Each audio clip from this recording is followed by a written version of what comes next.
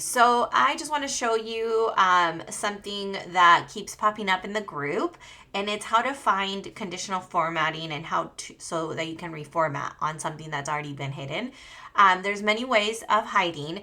This is the way that I do it. So sometimes if you're having a really hard time figuring out where things are, the easiest way first to find out for sure where the conditional formatting is, and then no matter where it's at, then you can troubleshoot and see how that person went about hiding it. I'm going to go into one field and I'm going to right click and I'm going to go into conditional formatting. Okay, so right click on one of the answer fields.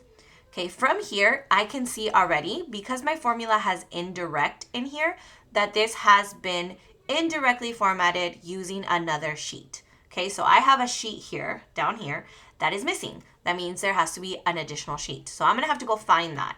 Okay, another thing that you can see, and I'm going to edit this without, and then I'll undo it. You can see something like this, like maybe this had the number 1 in here. Okay, if your formatting looks like this, where there is a number on here or a word, but anything that doesn't say indirect, it means that this was not formatted indirectly. It means that this is formatted using the same sheet. So then you would have to go into all of the formatting in here and change the formatting one by one. Okay, if you're working with one of our templates, I'm going to go ahead and I'm going to undo that. If you're working with one of our templates, it'll always be indirectly formatted. Okay, so again, if it says indirect, it means we're missing a sheet. So I'm going to go to view and I am going to view that hidden sheet. I'm going to go to show sheet 2. That's where my formatting is going to be. I'm just going to click on here. It's just warning me. If you notice here, this sheet looks pretty empty.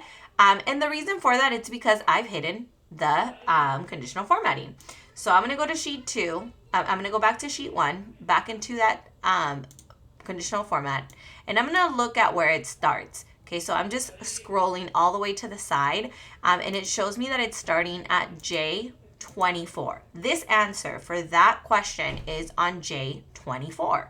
So that means that on sheet 2, if I go to J24, there should be an answer, but it's not here, right? So there's nothing here. You're not able, you can see it in the formula sheet, but you can't see it here. Okay, so the way that I hide them is I hide them through conditional format. So as you can see here, this whole row right here is conditionally formatted to be hidden at all times. So if I just delete this rule, now you can see very small, the answers have popped up. And that's because I have it set to size 1. I'm going to set it to size 12. There's all my answers. Okay, so there is how to find your answers. Now I would be able to change this to whatever I wanted. Right, so now that answer for this one would be apple. Oh, I spelled that one wrong. And that is a sure way to find your conditional formatting, is by just looking at one of the answers, right-clicking, conditional format, and then checking the formula in here. And it should tell you where on sheet 2 you can find it, and then you can troubleshoot on how to make that visible.